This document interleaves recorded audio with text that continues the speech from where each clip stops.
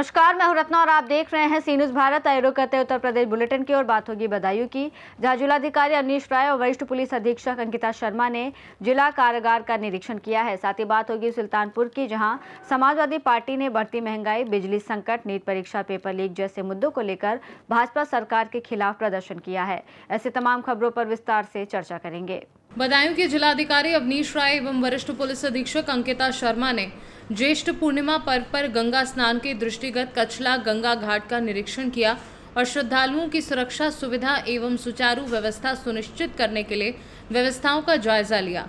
निरीक्षण के दौरान अधिकारियों को निर्देश दिए गए कि घाट पर महिला श्रद्धालुओं की सुरक्षा पर विशेष ध्यान रखा जाए तथा किसी भी श्रद्धालु को स्नान के दौरान असुविधा न हो। साथ ही यातायात, पार्किंग, भीड़ नियंत्रण और सुरक्षित आवागमन की व्यवस्थाओं को पूरी तरह चाक चौबंद रखने के निर्देश भी दिए। इस दौरान अपर पुलिस अधीक्षक नगर, एसडीएम सदर, क्षेत्राधिकारी उझानी सहित अन्य अधिकारी एवं कर्मचारी मौजूद रहे। बदायूं से सी न्यूज़ संवाददाता आकाश तोमर की रिपोर्ट।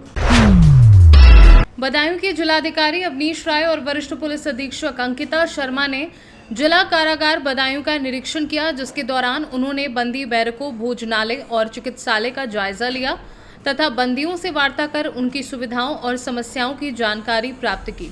निरीक्षण में जेल परिसर में किसी भी प्रतिबंधित सामग्री के प्रवेश को रोकने, साफ सफाई व्यवस्था को बेहतर बनाने और सीसीटीवी कैमरों के सुचारू संचालन को लेकर संबंधित अधिकारियों को आवश्यक निर्देश दिए गए।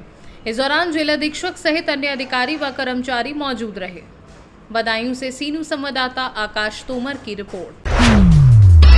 थाना पट्टी पुलिस ने जमीनी विवादी मारपीट और मकान क्षतिग्रस्त करने के मामले में त्वरित कार्यवाही करते हुए 3 नामजद आरोपितों को गिरफ्तार कर लिया है तथा घटना में प्रयुक्त जेसीबी मशीन को भी सीज कर दिया है। पुलिस के अनुसार रमईपुर दिसनी निवासी अरविंद कुमार मिश्रा की तहरीर पर दर्ज मुकदमे में आरोप है कि 30 मई को कुछ लोगों ने दुकान और मकान पर कब्जे का प्रयास करते हुए विरोध करने पर मारपीट, धमकी और जेसीबी से मकान को क्षतिग्रस्त किया।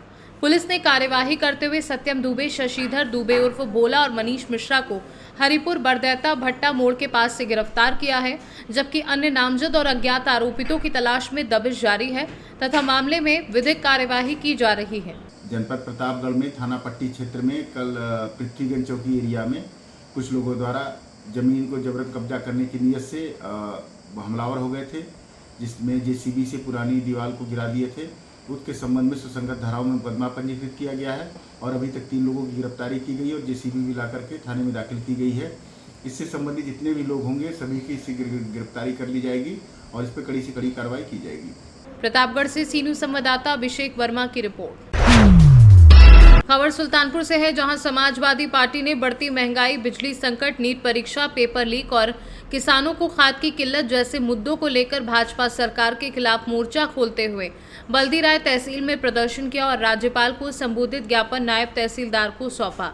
पूर्व लोकसभा प्रत्याशी एवं इसौली विधानसभा क्षेत्र के प्रमुख नेता के नेतृत्व में सैकड़ों कार्यकर्ता और समर्थक शामिल हुए। नेताओं ने कहा कि महंगाई और बिजली संकट से आम जनता, किसान, मजदूर और मध्यम वर्गीय परिवार बुरी तरह प्रभावित है, जबकि नीट पेपर लीक जैसे मामलों ने छात्रों के भविष्य पर सवाल खड़े कर दिए हैं। इस दौरान सरकार को चेतावनी दी गई कि यदि समस्याओं का समाधान नहीं हुआ तो आंदोलन और तेज किया जाएगा। ज्ञापन सौंपने वालों में युवा सपा नेता मोहम्मद साद, राज नारायण यादव, उमाकांत यादव, राधेश्याम यादव सहित बड़ी संख्या में पदाधिकारी एवं कार्यकर्ता मौजूद रहे। ज्ञापन हमने दिया है बल्दी राय तहसील में कि इस समय महंगाई चरम पर है। डीजल, पेट्रोल, गैस, सब चीज़ों के दाम आसमान छू रहे हैं। जनता त्राही त्राही कर रही है और डीजल, पेट्रोल, गैस जो होती है, डीजल पेट्रोल का ऐसा एक मतलब एक माध्यम बनता है जिससे ट्रांसपोर्टेशन महंगा हो जाता है। तो आज के तारीख में घर के किचन के जितने सामान हैं, सब्जियां हैं, फल फ्रूट हैं, जितनी दैनिक उपयोगी चीज़ें हैं, सारी की सारी चीज़ें महंगी हो गई हैं। इस सरकार में महंगाई कंट्रोल नहीं हुई है, जनता त्राही त्राही कर रही है, गरीब और मध्यम वर्गीय जनता महंगाई से मर रही है। ये इनकी कर्तव्य की विफलता है।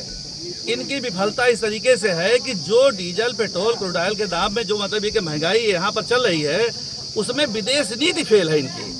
विदेश नीति का मतलब यह है कि ईरान परंपरागत तरीके से पहले हमारा मित्र था, तो हारमूज स्ट्रेट ऑफ हारमूज के रास्ते से क्रूड ऑयल हमारा आता था और तेल आसानी से मिल जाता था। अब ये ना इधर के हुए ना उधर के हुए, ना खुदा ही मिला ना विसाले सनम, ये कहीं के नहीं रह गए। ना इनको रसिया दे रहा है, अमेरिका इनके ऊपर जब देखे तब टैरिफ लगाता रहता है, इनकी अवहेलना करता रहता है, उस पर बोल नहीं पाते हैं। और ईरान के रास्ते से जो अब क्रूड ऑयल इनको मिल रहा है वो महंगे तेल महंगे भी मिल रहा है। हमेशा जब से देश आज़ाद हुआ है ईरान हमारा मित्र देश के श्रेणी में था, तो ये मित्र उसको बना नहीं पाए। इस तरीके से महंगाई हर क्षेत्र में फैल गई है। पहले क्या था कि महिलाएं जब किसी गरीब के घर में शादी होती थी तो थोड़ा सा क्या कहते हैं गहना जेवर खरीद करके अपनी बहन बेटियों को जो है दे दिया करती थी। आज वो भी नहीं खरीद पा रही हैं। तो महंगाई के मुद्दे को लेकर के हम यहाँ पर ज्ञापन दे रहे हैं सब अपने साथियों के साथ। इसके अलावा जो है बिजली संकट घोर क्या कहते हैं इस समय है। बिजली संकट बेइंतहा हमारे बल्दीराय में, पूरे क्या कहते हैं जिले में और पूरे प्रदेश में बिजली की व्यवस्था इतनी बुरी तरीके से है कि गर्मी में लोग मतलब है कि चिलचिलाती धूप में और परेशानियों में वक्त बिता रहे हैं। बूढ़े बुजुर्ग परेशान हैं। तो हम इनसे मांग करते हैं कि आप जो कहते हैं वो करिए। आप कहते हैं 22 घंटे 24 घंटे बिजली देंगे, आप 12 घंटे भी बिजली नहीं दे पा रहे हैं। तो ये एक बड़ी अव्यवस्था है, इसको दुरुस्त करना चाहिए, ये हमारी मांग है। तीसरी हमारी महत्वपूर्ण मांग ये है कि नीट परीक्षा लगातार जो है फेल होती चली गई। नीट परीक्षा में जो है ये इतना फेल होते चले गए कि 2024 की नीट परीक्षा फेल हुई, 2026 की नीट परीक्षा क्या कहते हैं इनकी वायरल हो गई। उसके अलावा अभी कानपुर में आपने देखा होगा कि पुलिस भर्ती में 399 या कितनी सीटें थी, वहाँ 800 कुछ बच्चे पहुंच गए। अव्यवस्था का शिकार ये हुआ कि लड़के धरने पर आ गए। जितनी क्या कहते हैं राजस्थान में, छत्तीसगढ़ में और क्या कहते हैं उत्तर प्रदेश में, पूरे हिंदुस्तान में परीक्षाएं 50-60 परीक्षाएं 2014 से लेकर के अभी तक क्या कहते हैं वो ये नहीं करा पाए हैं। इनकी अक्षमता दिखाती है। ये कहते थे बड़ी बड़ी बातें। अभी किसी साहब ने उस पर कमेंट्स लिखा है मेरे क्या कहते हैं, मैंने जो आवेदन करने की बात कही थी उस पर एक साहब ने कमेंट्स लिखा है।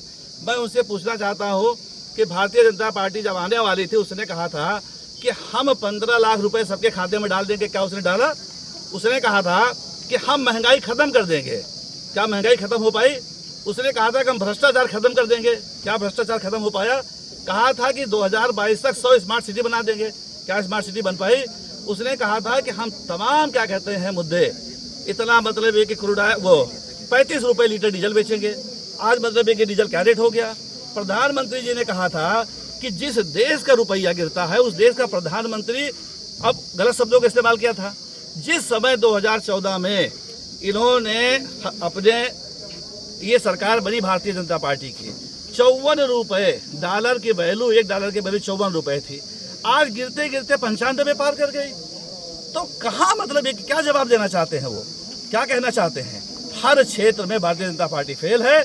और हमें मतलब ये कि अपील करते हैं, पूरे क्या कहते हैं जनता से अपील करते हैं, उत्तर प्रदेश की जनता से अपील करते हैं और जिले की जनता से अपील करते हैं, विशेष तौर से सौली की जनता से अपील करते हैं कि जब 2027 में चुनाव आवेगा तो इस सरकार को जो भ्रष्टाचार नहीं रोक पा रही है, महंगाई नहीं रोक पा रही है, बिजली नहीं दे पा रही है, खाद और किसानों की क्या कहते हैं आय दुगनी नहीं कर पा रही, या मतलब ये कि वो भुखमरी के कगार पर है।